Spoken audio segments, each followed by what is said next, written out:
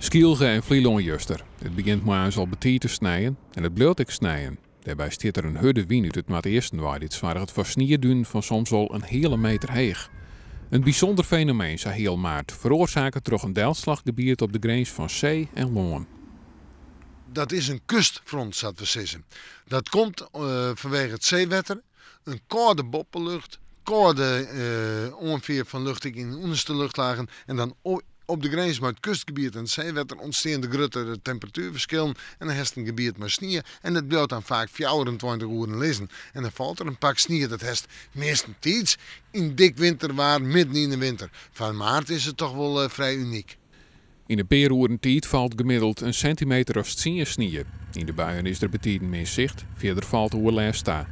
En als de zenne erbij komt, is het geniertje voor de vakantiegangers op de eilanden. Zeker 10 centimeter.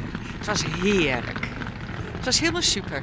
Nou, prachtig natuurlijk. Het is altijd, want ik woon wel op Friesland, maar we hebben vaak dat het sneeuw op het land valt en niet bij ons. En nou was het dus alleen maar bij ons helemaal. Dus dat was wel fijn eventjes. Lust voor het oog en weer geweldig. Ja. En hier laat niks, dat is verbazing. Ja, vernuft je dat?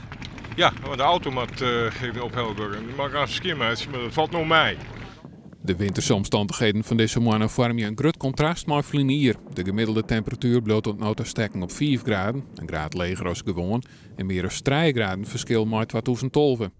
Voor een soort mensen might wel might worden, maar het fruitzucht is onwis. Als dat patroon er een keer in zit in zijn maartmannen, wil dat nog wel weer eens waarom komen. Dus ik zou nog net usbliet mooi zien, mooi ruim en een temperatuur van zo'n graden.